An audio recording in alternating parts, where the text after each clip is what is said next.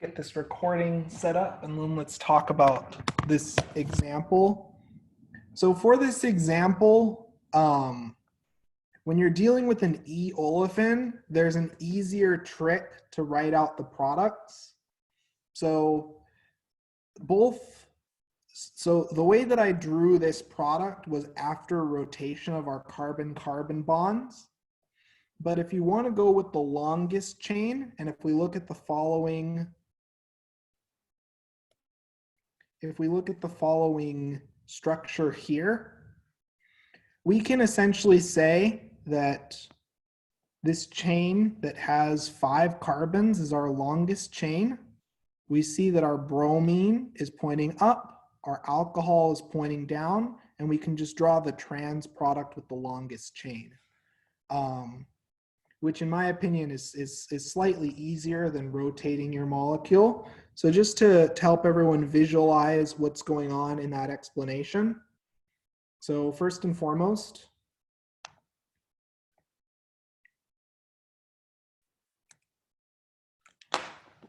one moment. It was just how when we were working through the problem, we drew our product in a rotated fashion. Okay, so we have our halohydrin intermediate. We open up our halohydrin intermediate with water. Water adds, and in turn, we generate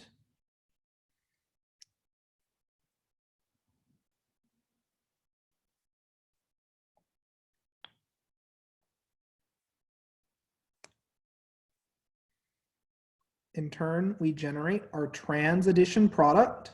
And to save you a lot of work, if you have an E olefin, all we're going to do is we're going to rotate our chain. So now we have the longest chain established.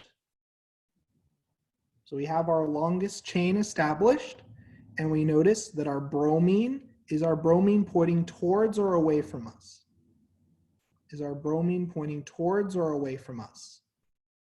Towards. And is our alcohol pointing towards or away from us? Away. Okay. So in the problem example that we did together, essentially what we did is we just rotated our bond 1 over. So we have this 4-carbon chain. And that's why we drew our bromine and alcohol as cis.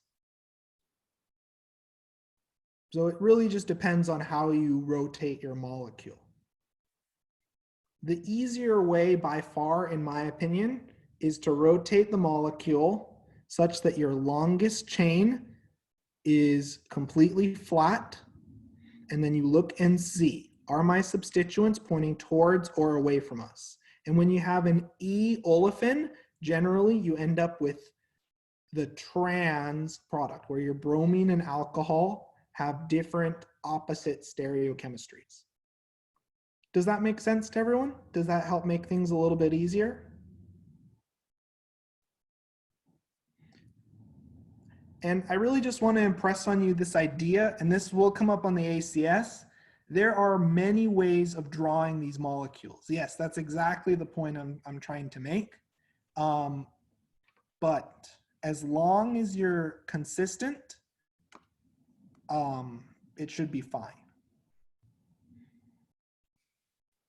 In general, your E olefin gives your trans product.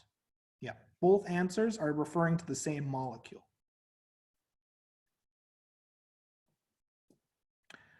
Okay, let's look at another example.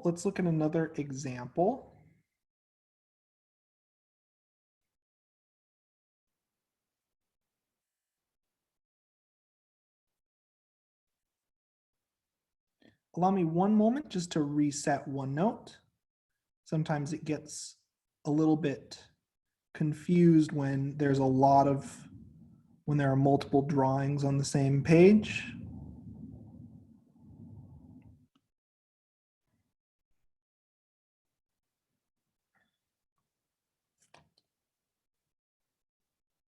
So what I want everyone to do now is to take a look at the following example, and I'd like you to predict the products and draw a mechanism for the halohydrin formation reaction for the following compound.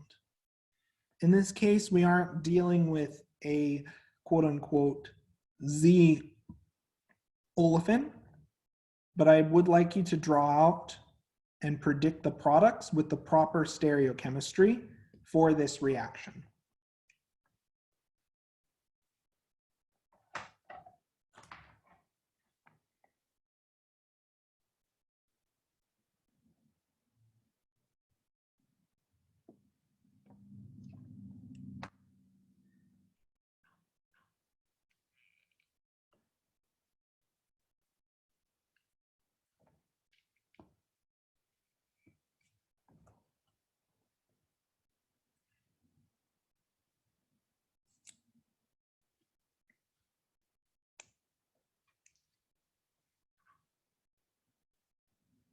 And don't be shy to break out the annotate feature when you attempt this next problem.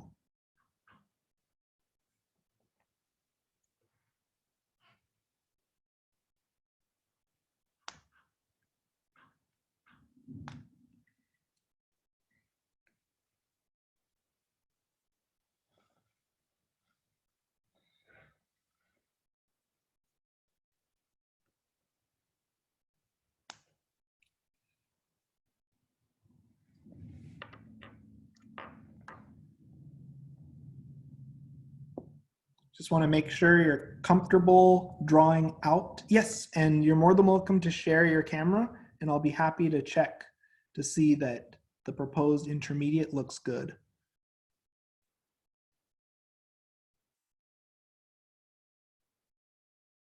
Is the orange representing the bromine? Yep, that looks good. Yep, Jessica, that looks good.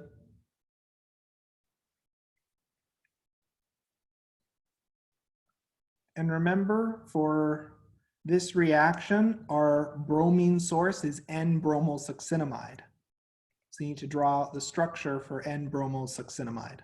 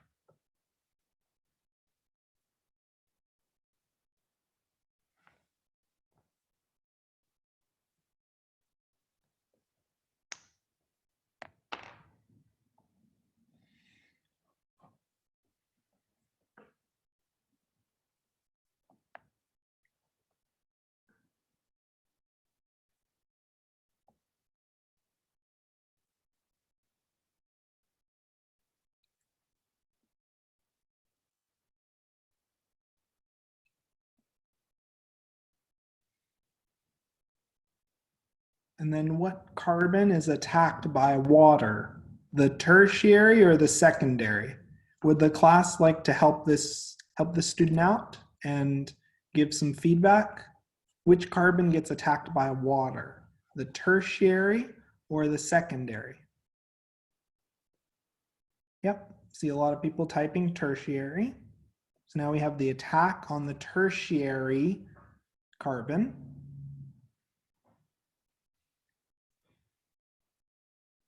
And let's try to draw the product with the correct stereochemistry.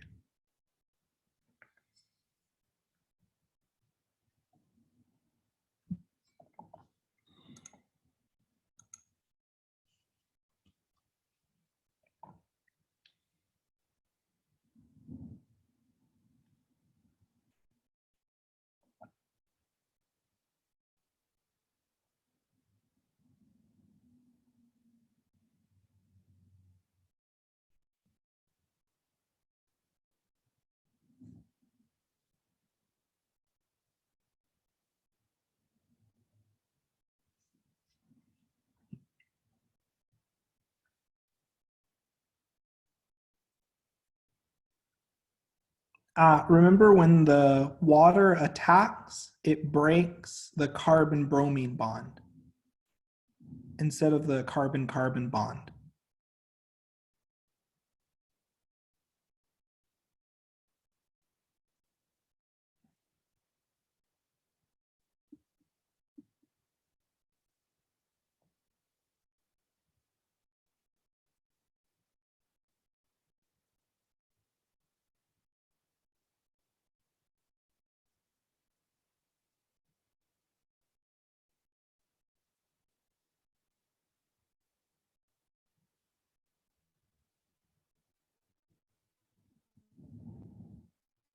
And what is the stereochemistry of our added alcohol?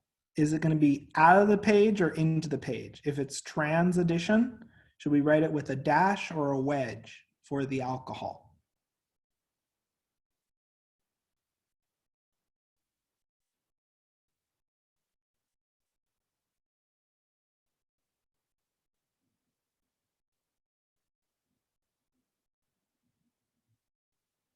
Yep, exactly right. Exactly right. Perfect. So I'm going to clear this and now we'll discuss this together as a group. But that was very, very good. And the models that I see people propose are very good. It's okay, we'll be working through and I have my own models prepped. So to start off, here is our, God, this mirror image thing really strikes again. Okay, so here is our model for this structure. Now, our Bromonium Intermediate can add from the top face or the bottom face. We're going to arbitrarily add from,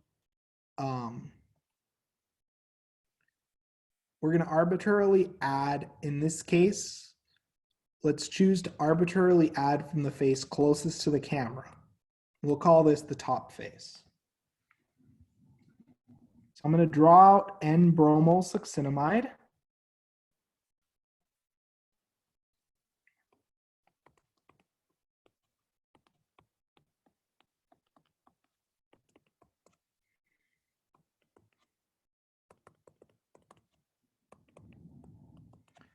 So we attack and we're going to draw just the addition from the top face for now.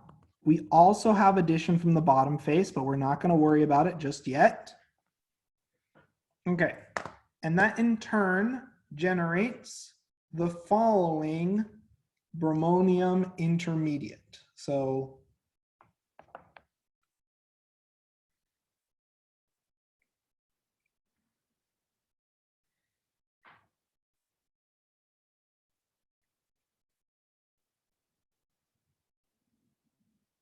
okay, so our bromines pointing up.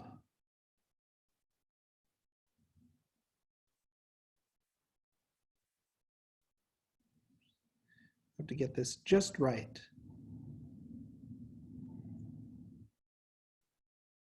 Okay, so our bromines pointing up, our hydrogen is pointing towards us, and the methyl is pointing away from us. Perfect. Now there are many ways to view this molecule, and if you drew the attack from the bottom, you'd get the enantiomer. Okay, now in terms of selectivity, water is going to float around, and is it going to attack the secondary or the tertiary carbon? Which carbon will it attack? Secondary or tertiary? Tertiary. Okay, so let's draw the addition product.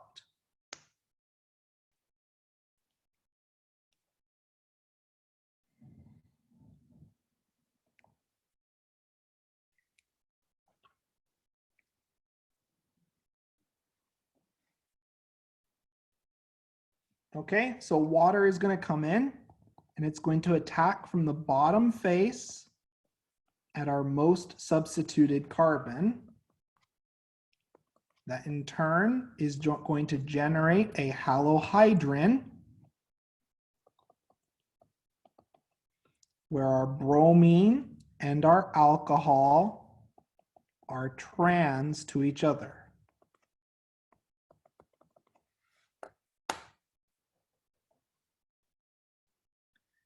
And that in turn looks something like this.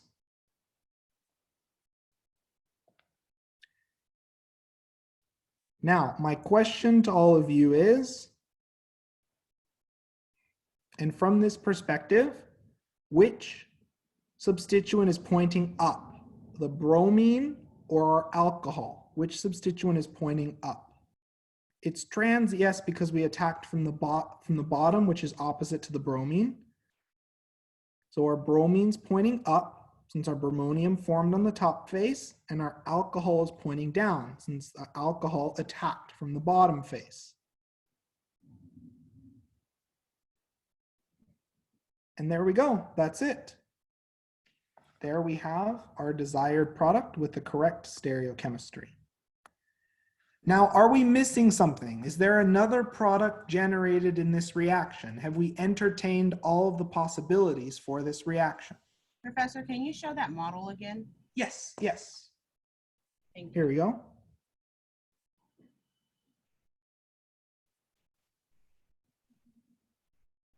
Can you show me how it attached, like in the model, build it? Yes. So if we have our bromonium intermediate,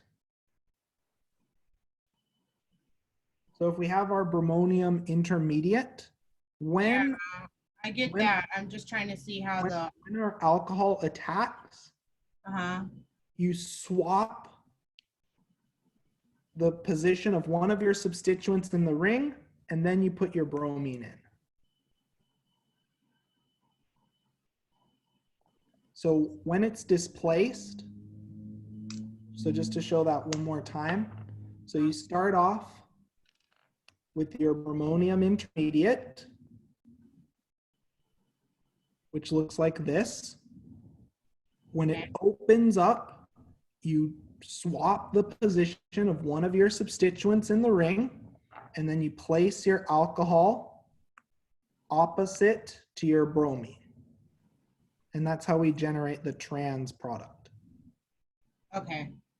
Does that make sense? Yeah, thank you. Yep. And in terms of our products generated, we generated the shown product as well as the enantiomer, where we have the bromine going into the plane of the page, and we have our alcohol going out of the plane of the page. This occurs from the bottom attack. This occurs if our bromonium ends up on the bottom. Does this make sense so far? Any questions so far on this lecture?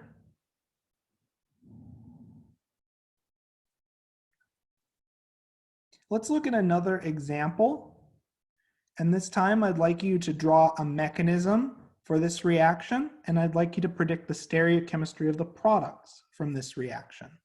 So this is an example, another example of what kind of reaction? What do we call these kinds of reactions? Where it occurs, where you have a reaction where both your nucleophile and electrophile are in the same molecule. What do we call this reaction? Intramolecular, exactly right. They're very fast. So let's predict the products from this reaction, and let's try to draw a reasonable mechanism.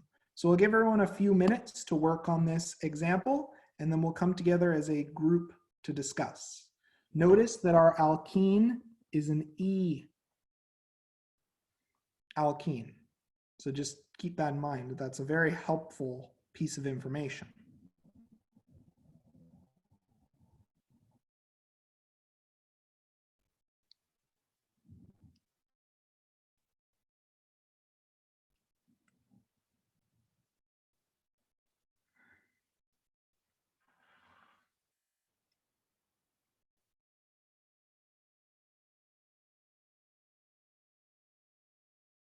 And don't be shy to break out the annotate tool, and we'll discuss in about 3 to 4 minutes.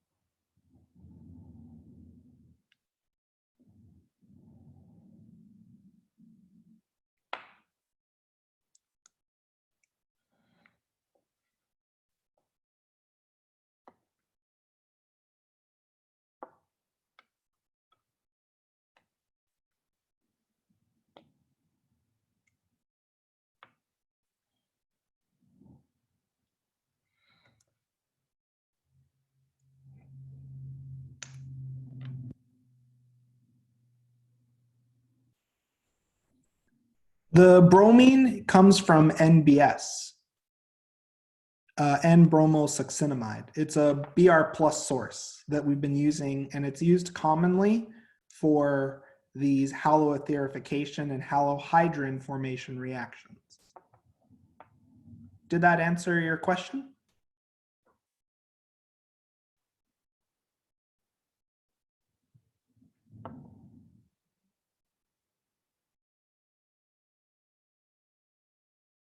Yep. So N-bromosuccinimide looks something like this.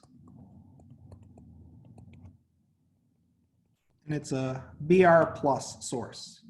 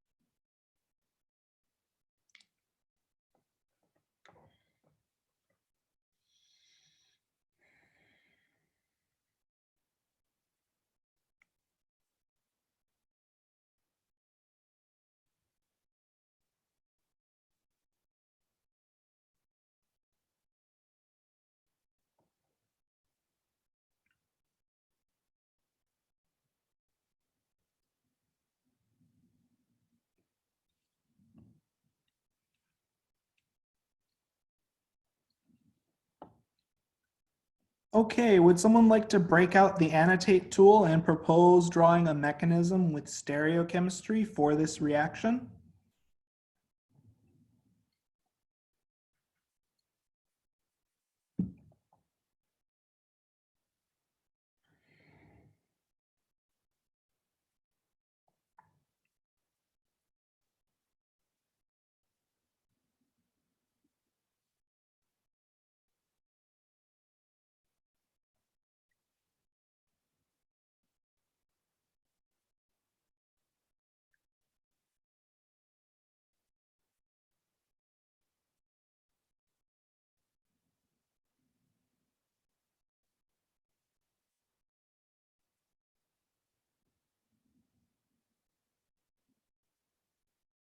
Yep, looks good. And the key thing is the bromonium intermediate respects the fact that our starting alkene is E trans. Okay. Now let's draw the internal attack. So in this case, if we look at our product, we don't have an external nucleophile in this case. Instead of water attacking, the alcohol in our same molecule is going to attack.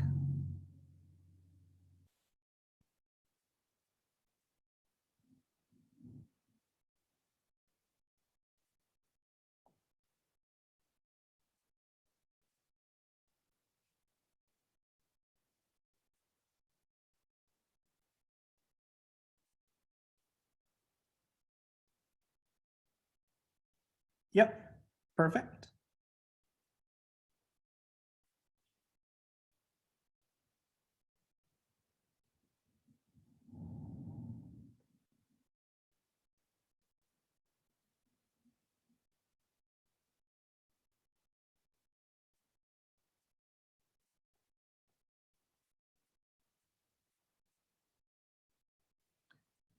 Well, it's more that the alkene attacks the bromine, and then the bromine attacks the second carbon in the alkene to make a bromonium.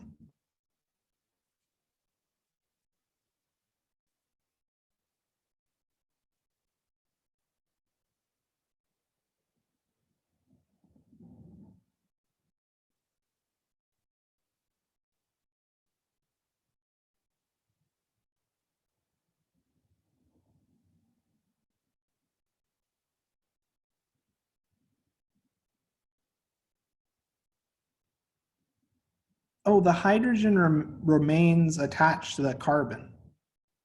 The hydrogen is still present. It's just not drawn in this case.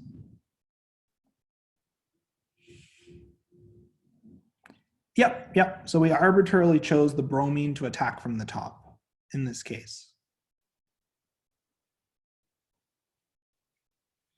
And now in order for our alcohol to attack opposite to the bromine, is the alcohol attacking from the top face or the bottom face? If it's attacking opposite to the bromine, is the alcohol attacking from the top face or the bottom face?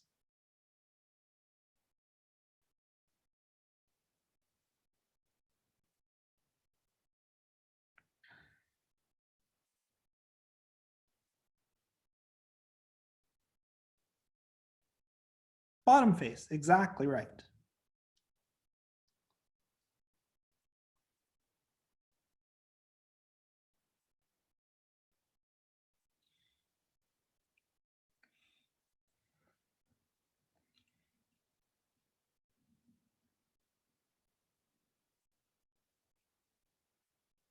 But that alcohol is attached to the rest of the molecule. So to help everyone along with this process, so far the steps look good. Let's just talk about a few more details. And let's talk a little bit about how to draw these intramolecular reactions. Okay, so we arbitrarily added our bromonium intermediate from one face. So here's our alcohol internal to our molecule. Our alcohol is going to attack from the opposite face to our bromine. Does everyone see how the alcohol is attacking from the opposite face to our bromine?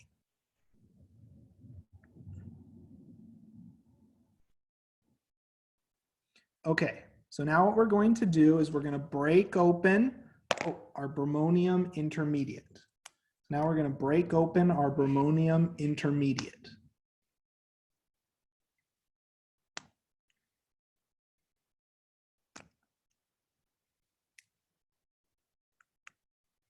Okay, so our alcohol has attacked, and now we have the following cyclic intermediate. As we notice, if we look at this intermediate from a side-on perspective, which group is pointing up? Which group is pointing up?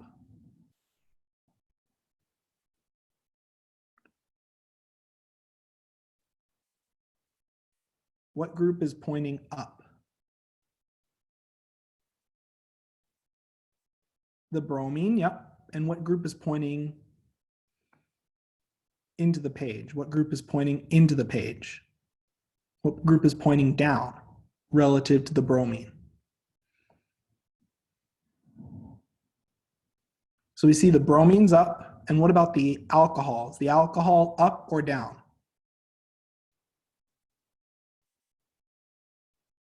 Down, exactly right.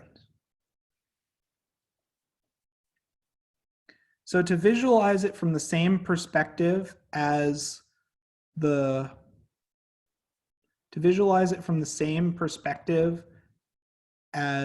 shown in the figure,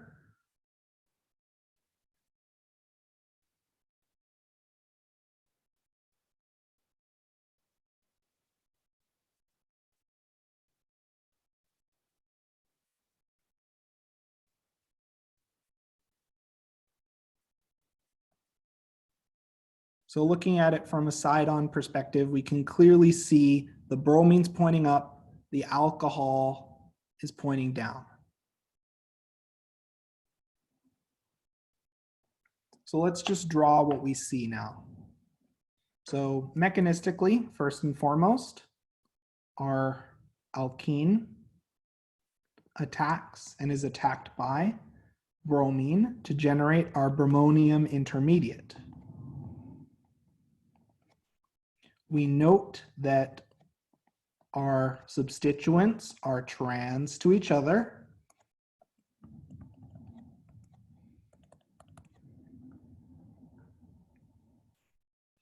So if we look at our if we look at our methyl groups, that's a very interesting question.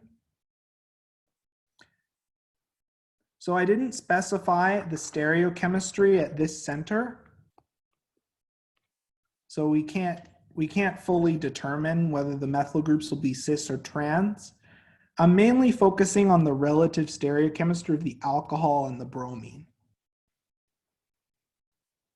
So our alcohol attacks, in this case, it attacks to form a 6-membered ring because that's the product that we're asked to draw a mechanism for. In general, 6-membered ring formation is favorable, but you do see some competitive 5-membered ring formation. The bromonium intermediate is attacked by the alcohol from the bottom face. This is an attack from the bottom face.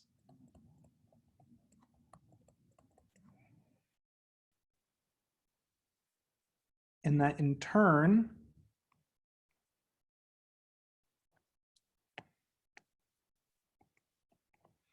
generates a product where our alcohol attacked from the bottom face and our bromine ends up on the top face, as we have observed for this molecule. We won't worry about the methyl groups just yet because I didn't specify the stereochemistry to keep this example simplified. So we'll just designate the methyl group on the opposite carbon without any stereochemical information. Is everyone more readily able to visualize the reason why the alcohol and the bromine are trans to each other? I have a question. Yes. When I did my model, it came out like it doesn't look like yours. Maybe are you able to see kind of like maybe where I went wrong with it? Sure. So depending on how you draw the attack, yeah, so that model looks perfectly fine. That Okay. model looks perfectly fine. So then I guess we can't say that they're trans, the methyls, but they are like still pointing at the same. So the methyls in your model are cis. Yeah, that's what I meant. Sorry. Yeah, the point that I was trying to make is I didn't specify the stereochemistry because that would make the problem a little bit more complicated. But if you drew this methyl as up and the other methyl after addition ends up as up, yes, you can say that the methyls are cis to each other. Okay. Yep. Okay. Thank you. Yep. And then just to note, as our last step to generate our final ether, that proton is then removed by water to generate our final product. So at the end of this reaction, we have the following product generated.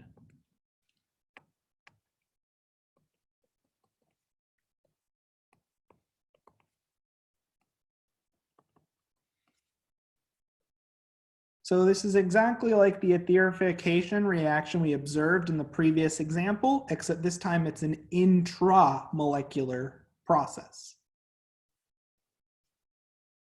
Does this make sense?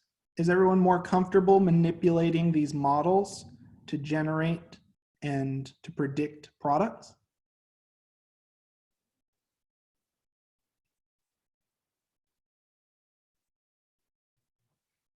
Okay, perfect. So one other thing to note,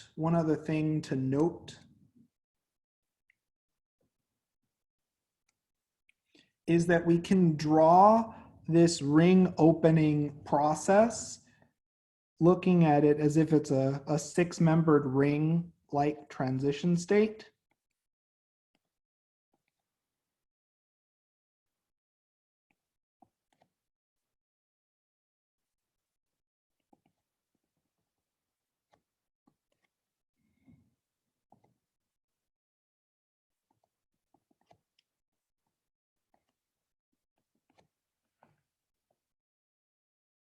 And if we think about it that way, if we think about it from a 6-membered ring transition state perspective, and we just draw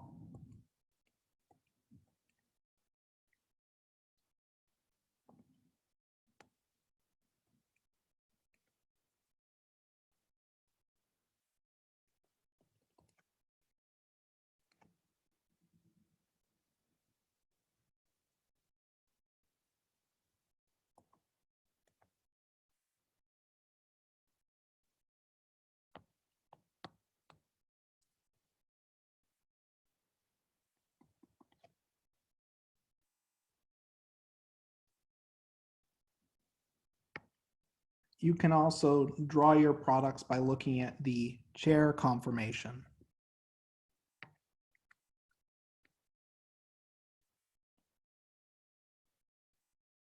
One moment.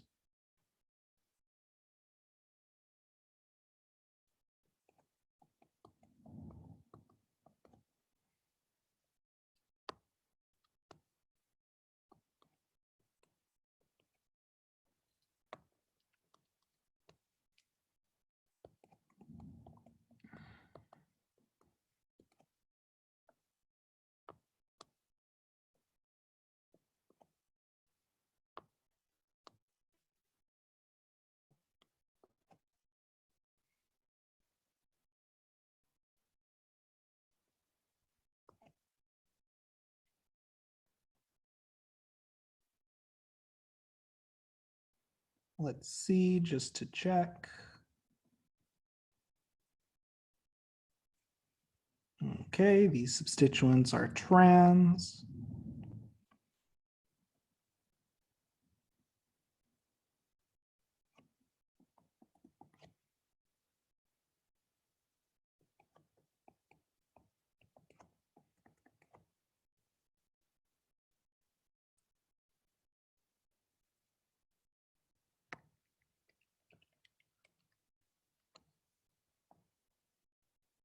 Let me draw the six-membered transition state a little bit differently just to make it easier to see.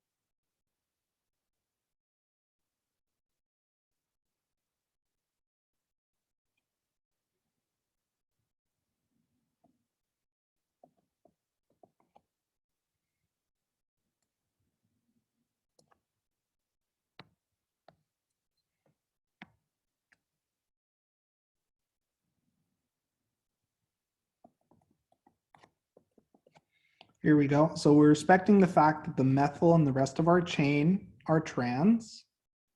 After addition, we end up with the following product. And as we notice, both our methyl and our bromine are cis. So we can draw our product in dash wedge notation like so.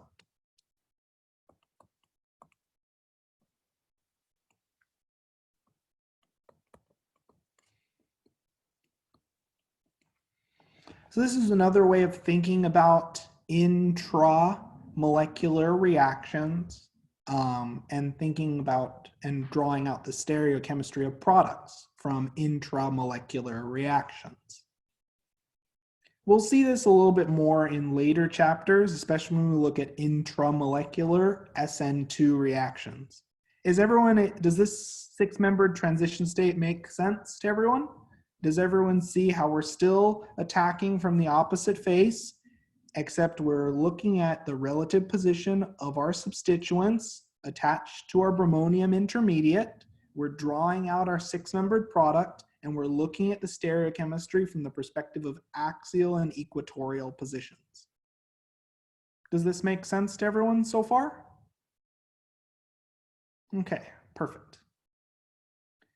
So let's look at a few more examples. So this is a very analogous process to bromohydrin formation.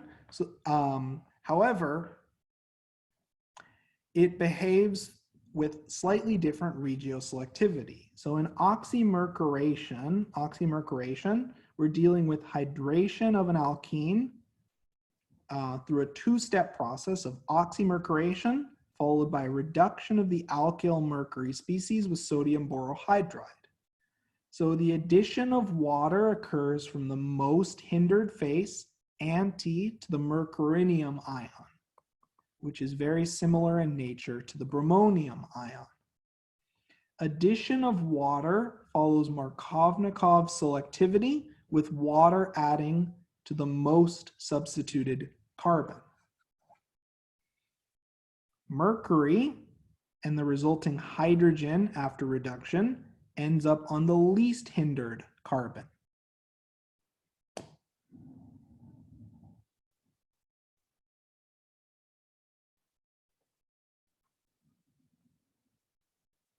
Okay, so in terms of stereochemistry, just like halohydrin formation, it follows an anti-stereochemistry, and its regioselectivity follows Markovnikov selectivity for the addition of water.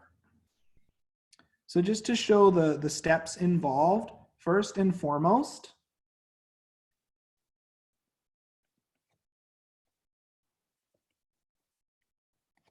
we end up with formation of the mercurinium ion, followed by the attack of water on the most substituted carbon, very similar to haloetherification. The only thing that's new for oxymercuration is this organomercury compound needs to be reduced off, and this is done with sodium borohydride. So let's now do a few examples where we draw the mechanism of oxymercuration, and we talk a little bit more about the product distribution. Now, you may ask, what's the point of oxymercuration when we already have a method for installing alcohols in a Markovnikov fashion? Well, oxymercuration avoids rearrangements that are observed under strongly acidic conditions. So for example, this substrate here is highly likely to undergo hydride shifts under acidic conditions. So by going through this two-step oxymercuration reaction, we minimize and we completely avoid the inevitable alkyl shifts that would occur under acidic conditions. Now, unfortunately, reduction occurs with the loss of stereochemistry at the carbon containing the mercury in most cases. So although you observe stereoselectivity for your initial addition, when this alkyl mercury species is reduced, you end up with a mixture of products. So it's unfortunately not as useful as haloetherification in that respect. So oxymercuration, just to reiterate, occurs via anti-addition following Markovnikov selectivity. So in this case, if we have to compare our two carbon sites, let's show our Mercurinium Intermediate.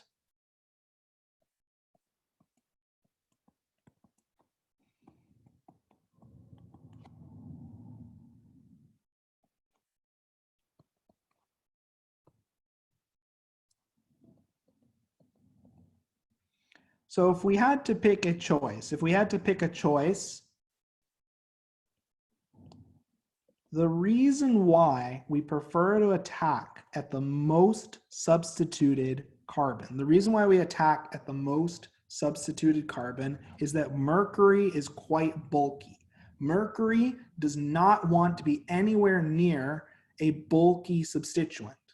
So then, if we have to compare our carbons, A or B, which carbon has the bulkier substituent? Which carbon is more substituted, A or B?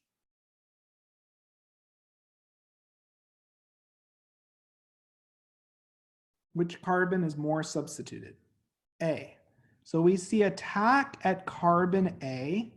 We see attack of water at carbon A. In turn, we generate a Mercurinium Intermediate.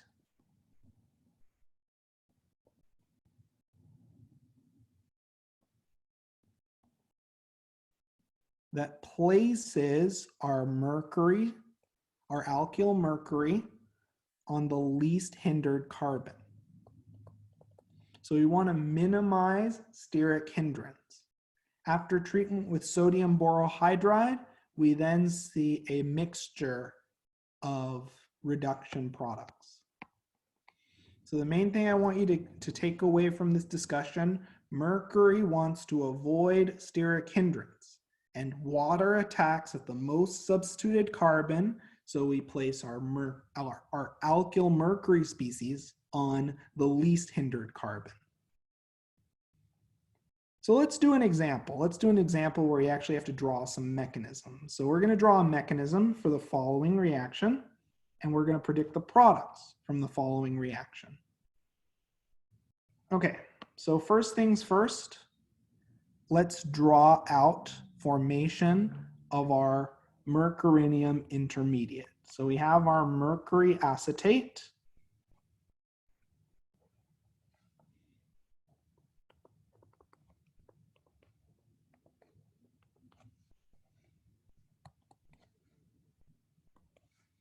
So we'll generate our Mercurinium Intermediate. We're just going to arbitrarily choose to attack from the top face.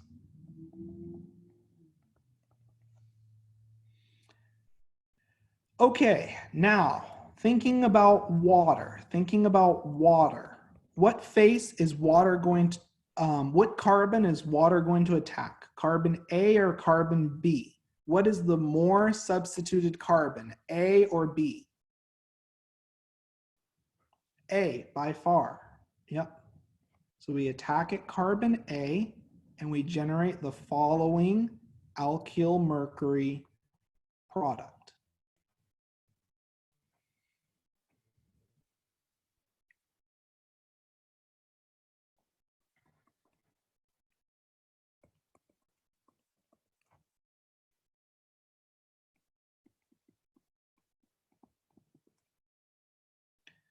Water removes our proton.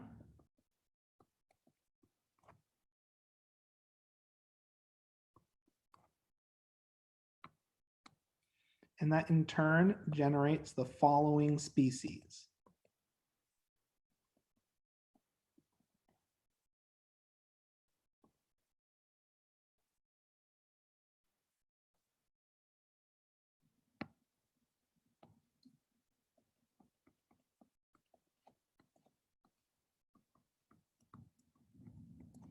After treatment with sodium borohydride, we generate a mixture of reduction products.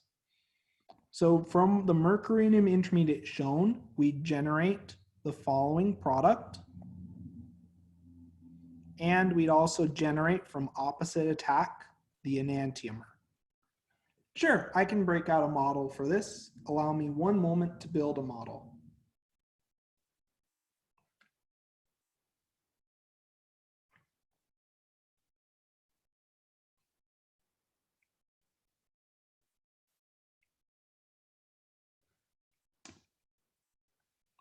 Any questions while I'm putting together a model for this problem?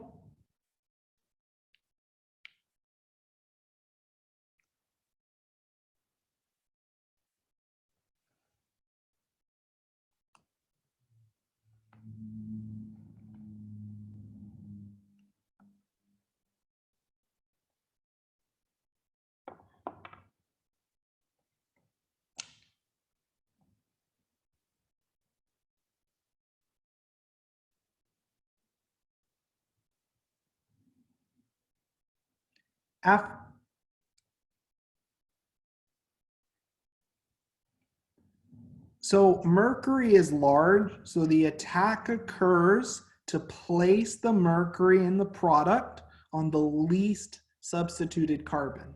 So water attacks the most substituted carbon, so mercury ends up on the least substituted.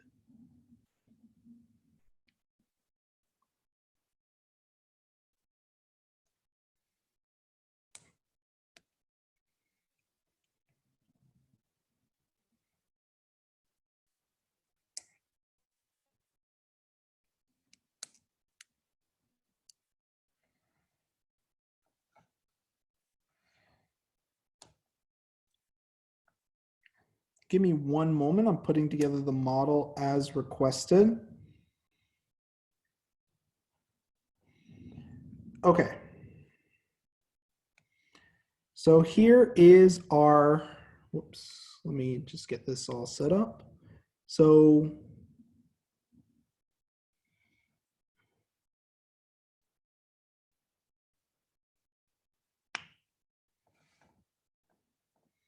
okay, so we have our 6-membered ring and our Mercurinium Intermediate.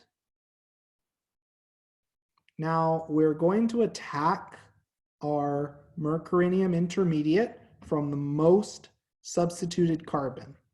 So we're attacking from the opposite face to our Mercurinium Intermediate at the most substituted carbon.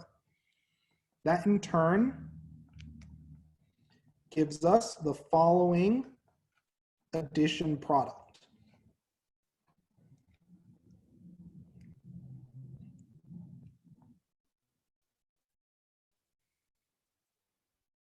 Notice how the mercury, the alkyl mercury, and the alcohol added are on opposite faces. Does that make sense looking at the model? Perfect. So it's mechanistically very similar to halohydrin formation. The only difference is that after reduction, you end up with a mixture of reduction products. This alcohol stereocenter is set with stereo control. The adjacent hydrogen is not added with stereo control. Let's look at another example and let's focus on drawing some mechanisms for these reactions. So I'd like you to draw a mechanism for this reaction, and I'd like you to try to predict the products for this reaction for an oxymercuration. So given the following substrate, I'd like you all to try and draw a mechanism and predict the products from this reaction. And we'll discuss in about 3 to 4 minutes.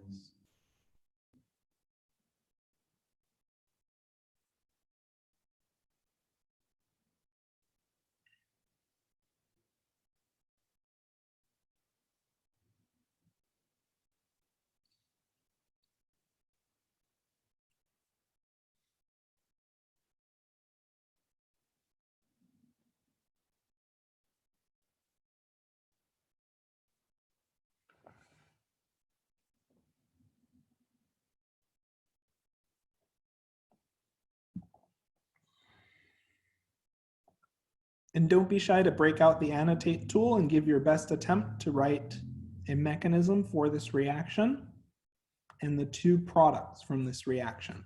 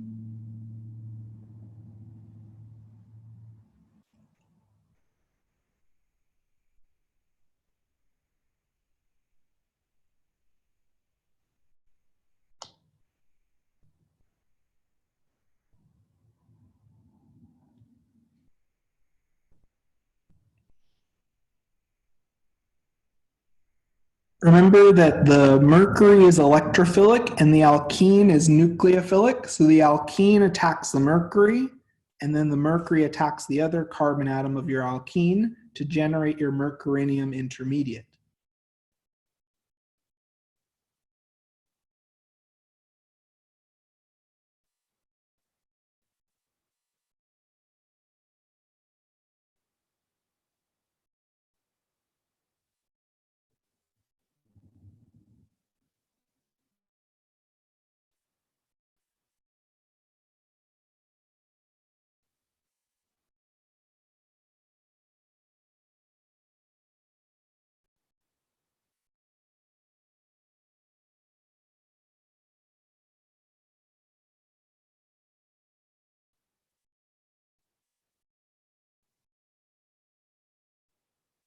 Okay, perfect, perfect. So we have the mercurinium ion.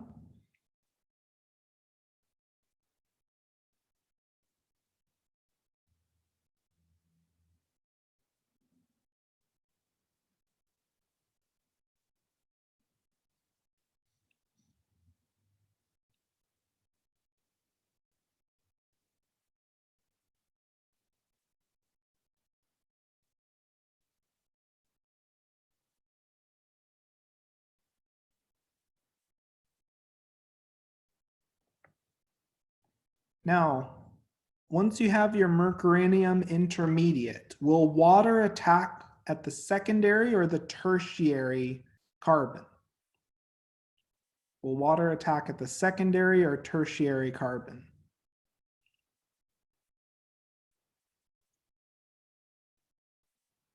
Tertiary, yep, exactly right.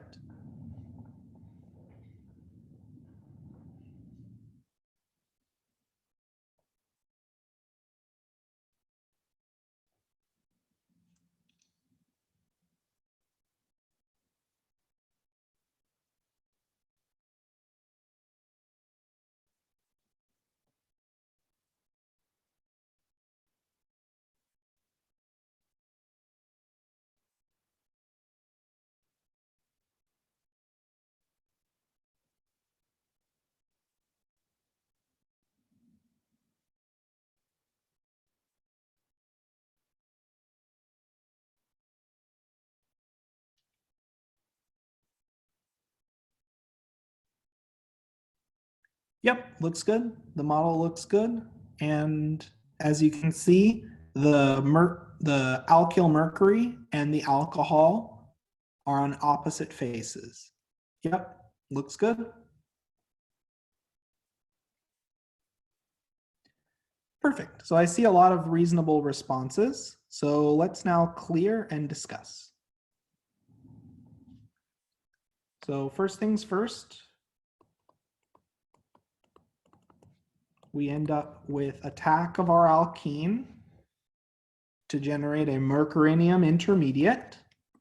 Remember, the alkene is nucleophilic. The mercury is electrophilic.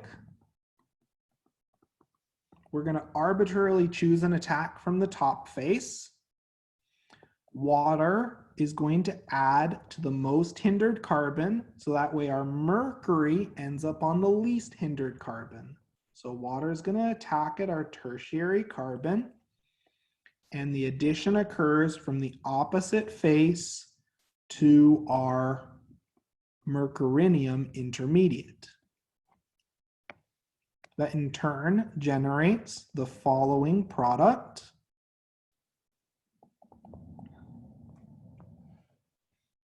And then after reduction with sodium borohydride, there we go. And then after reduction with sodium borohydride, we end up with a mixture of alcohols. Because just to note, the reduction step is not stereoselective. We won't worry about the mechanism for this reduction step, as it's covered in later organic courses, and it's a little bit tricky. Key features: the attack of water occurs from the opposite face to our mercurinium intermediate, and it occurs with Markovnikov regioselectivity. Any questions on this example? Does this look very familiar to halohydrin formation?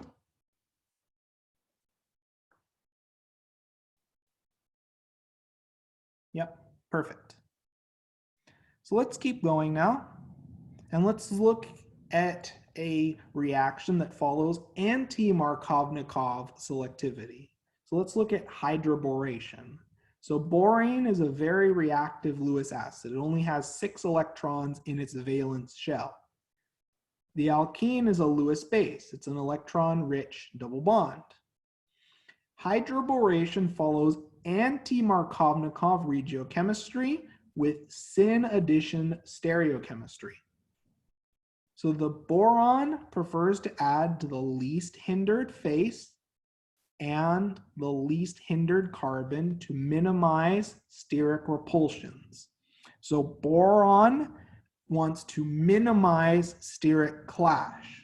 So if you have a highly substituted carbon, that highly substituted carbon creates steric strain. So our boron is going to add to the least substituted carbon.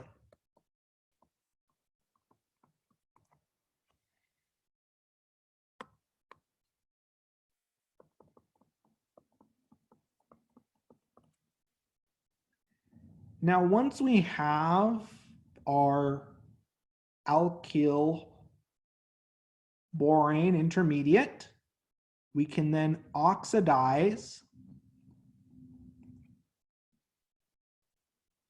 our boron to generate. So we can then oxidize this intermediate alkyl borane to generate an alcohol.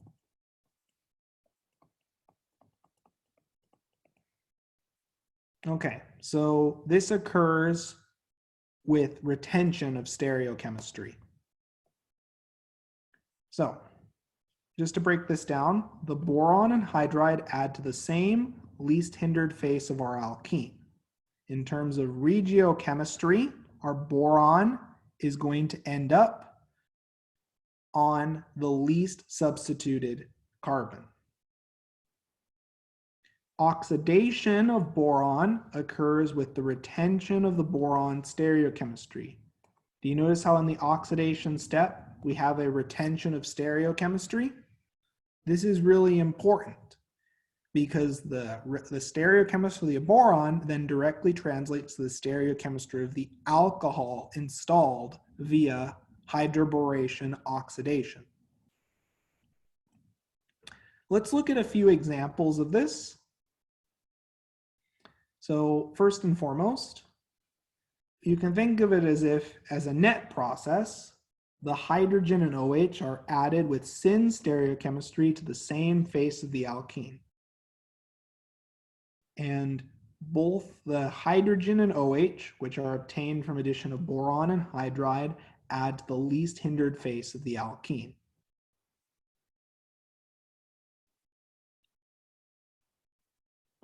So, as we notice, our hydrogen and alcohol end up added to the same face. So this is syn addition. In contrast to oxymercuration, which favors anti-addition. Further, as we notice, this alcohol is on the least substituted carbon.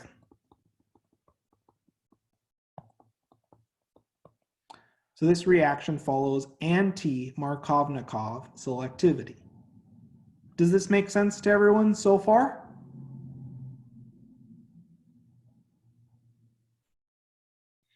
Now, because boron really wants to avoid steric hindrance, you can again, just like in our previous examples, observe some stereoselectivity if the two approaches experience different steric hindrance. So again, we see in this molecule, our top face is blocked.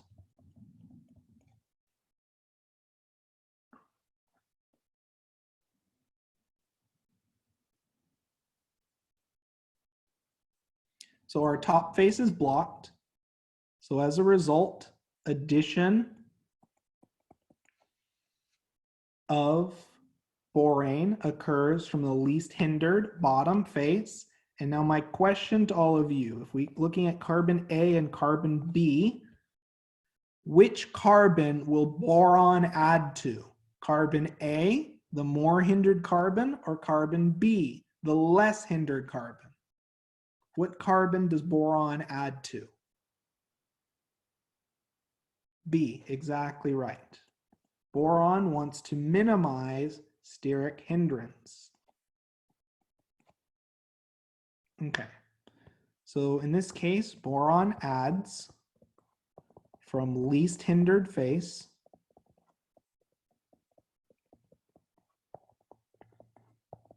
to the least substituted carbon.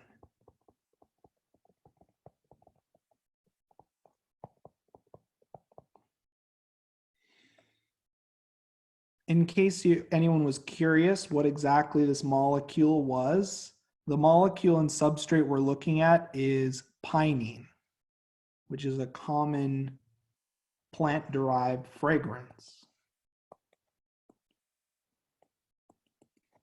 So just to draw out our alkyl borane intermediate,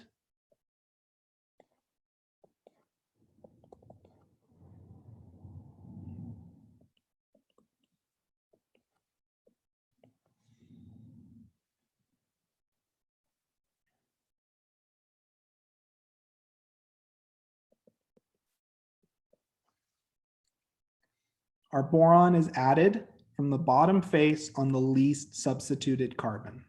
And then after oxidation with hydrogen peroxide and sodium hydroxide, we install our alcohol. So now that we've seen a few examples, I'd like you all to try and draw a mechanism for the following reaction and to predict the products from the following reaction. I mainly want you to pay attention to the stereochemistry of your product. Be really careful about the stereochemistry for your product from these reactions. So let's take about 2 to 3 minutes to work through this, and then we'll come together as a group to discuss.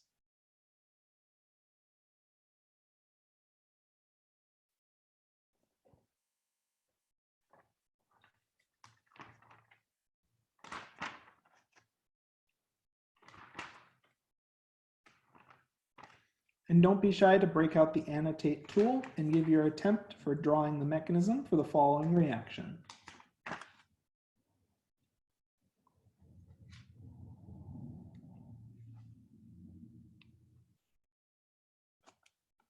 And you can think of B2H6 as just a source of BH3.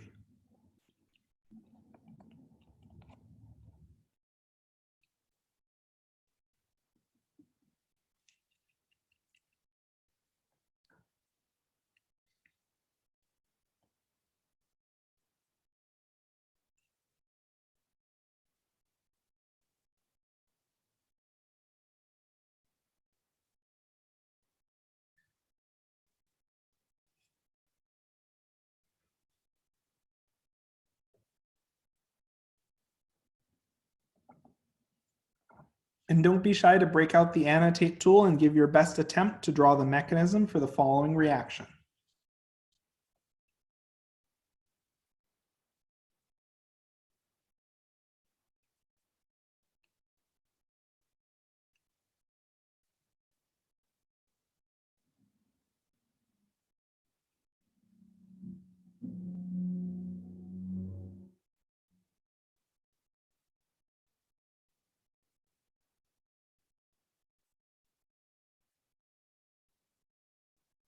And we'll discuss in about 2.5 more minutes.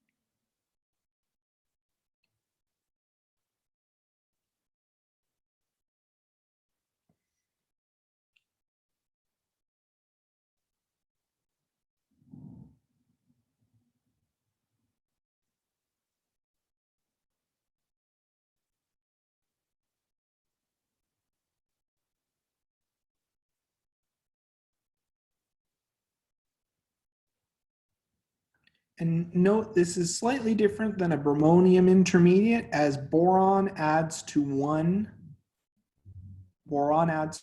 carbon, as boron is electrophilic, and the hydrogen or hydride adds to the other carbon that is electrophilic.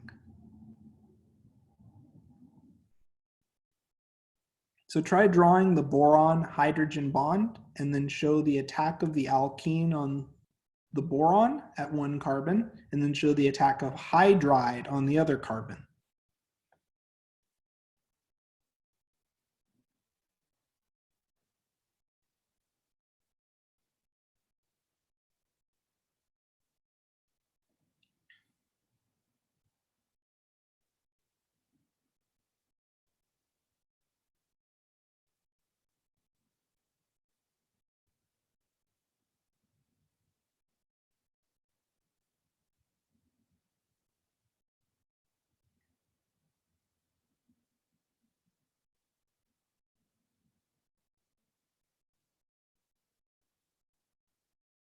Yep, looks good.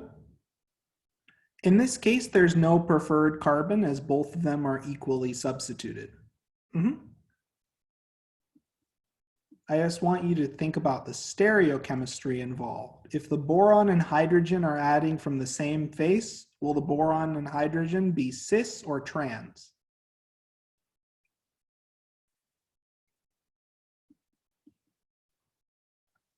Cis, exactly. Yep, perfect.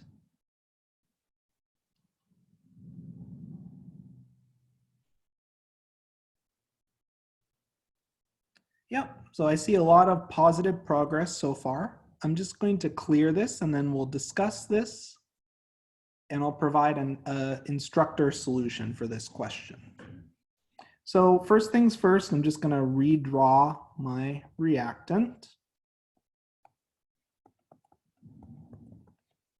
So in this case, both of our carbons are equally substituted, so we don't have to worry about regioselectivity. So we end up with attack of our alkene on the boron and then attack of hydride on the carbon. And that in turn occurs with syn stereochemistry. So in turn, that means our boron and our hydrogen are cis. After treatment with hydrogen peroxide and sodium hydroxide, we end up with the following product.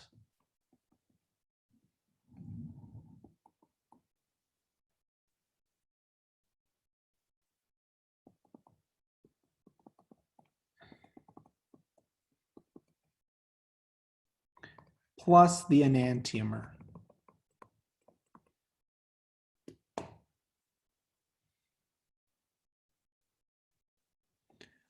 In terms of a model for this reaction,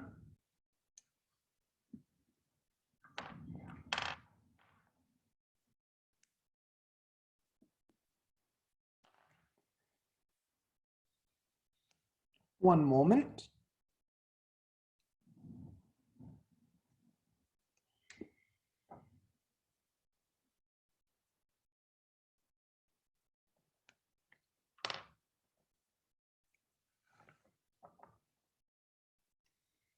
Okay, so we have our alkene, our boron and hydrogen are going to add from the same face. In this case, both of our carbons are equally substituted.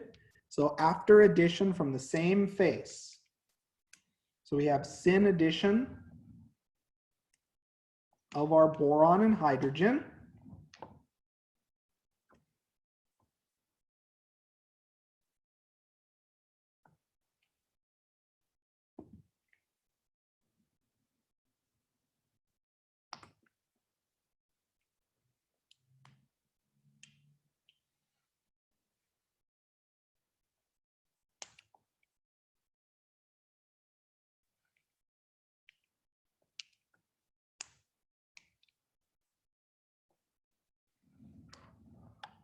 So after syn addition of boron and hydrogen, both our boron and hydrogen are syn to each other on the least hindered face. And then after oxidation, our boron is replaced with an alcohol.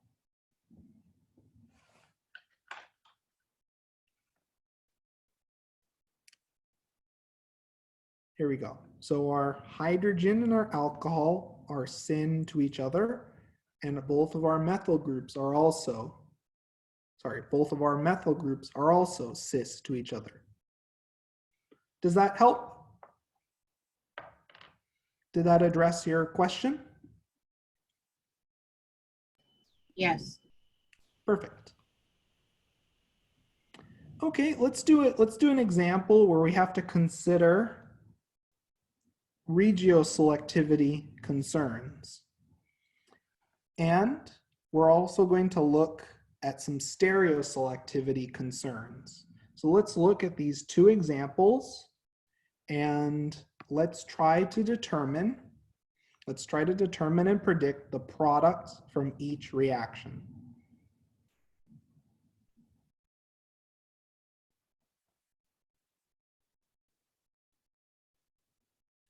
So let's work through these examples together. And first and foremost, if in terms of regiochemistry, comparing carbon A and B, what carbon will our boron add to? Carbon A or carbon B? What is the least hindered carbon?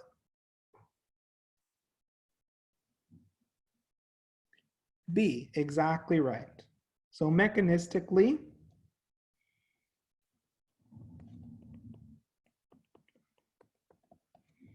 our alkene attacks our boron, our hydride attacks our other carbon. That in turn generates the following intermediate. Note both our hydrogen and boron add from the same face, which isn't too relevant in this case, but nonetheless, we'll note it.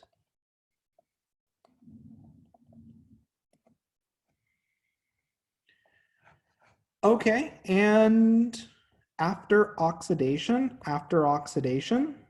our boron is replaced with an alcohol. So we end up with our hydrogen and our alcohol with a syn stereochemistry.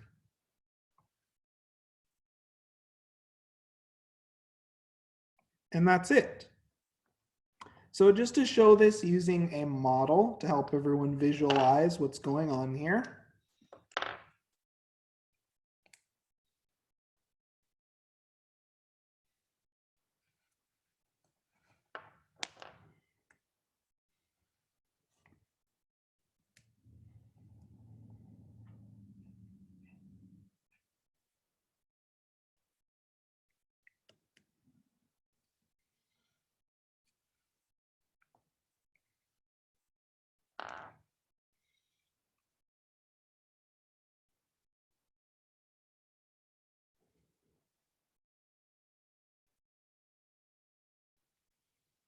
Okay, so here is our alkene.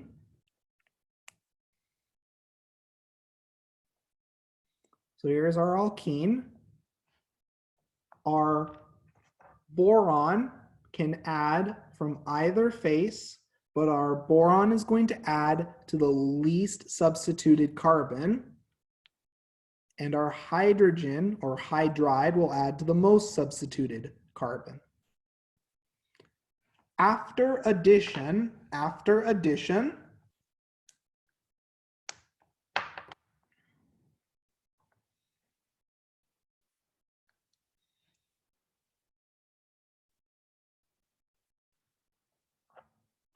an addition can occur from either face.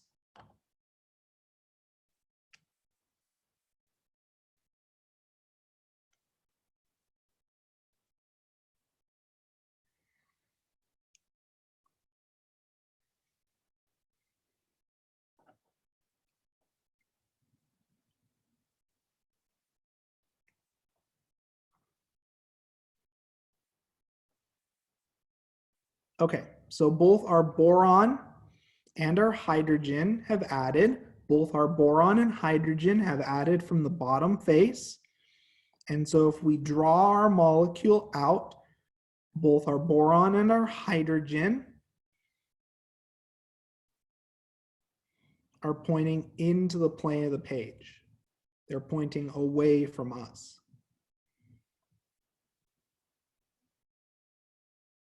Does everyone see how the boron and hydrogen are pointing down?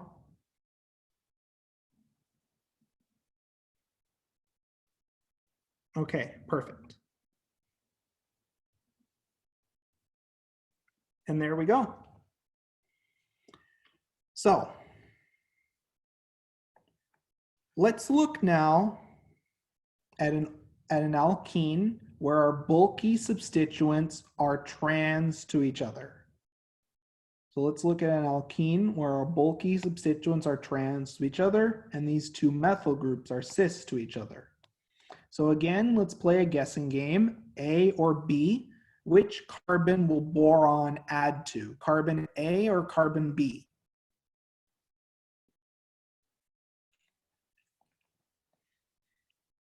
B, exactly right. Boron adds to the least hindered carbon.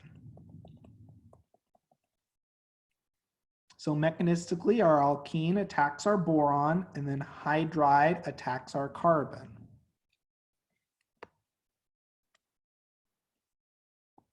That in turn generates the following intermediate. So our methyl groups are still cis, and we're just going to draw our hydrogen and our boron on the bottom face. After treatment with hydrogen peroxide and sodium hydroxide, we end up with the following with our alcohol and our hydrogen syn to each other. So let's draw and let's look at this reaction in detail. So first let's look at the alkene.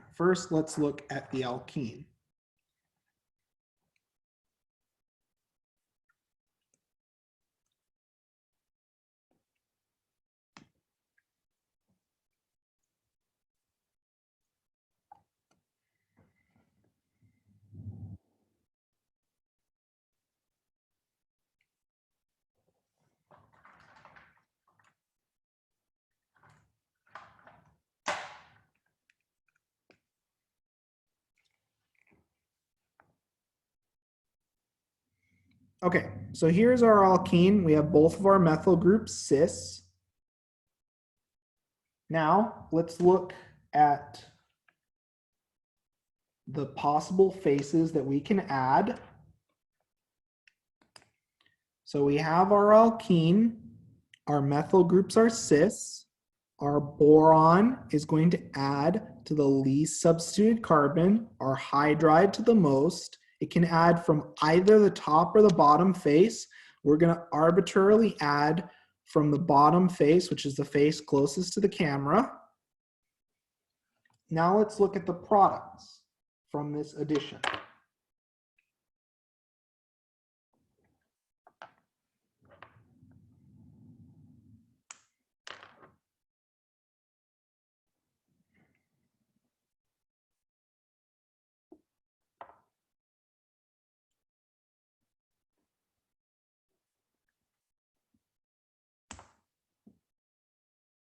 Allow me one moment to put together the model for this product.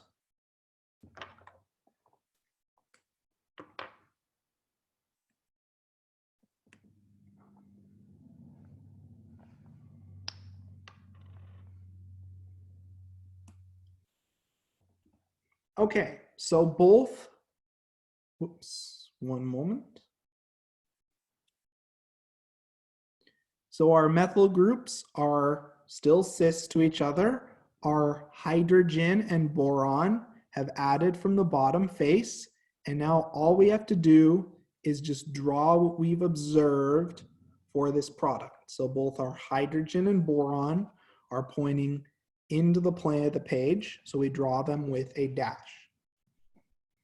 And that's where we get the following product. We also would observe our enantiomer, as we can just as easily add from the opposite face of our alkene. Does this make sense to everyone so far? Is everyone comfortable with predicting products from hydroboration?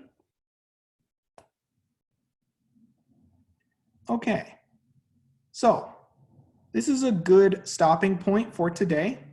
So we'll resume our lecture next week.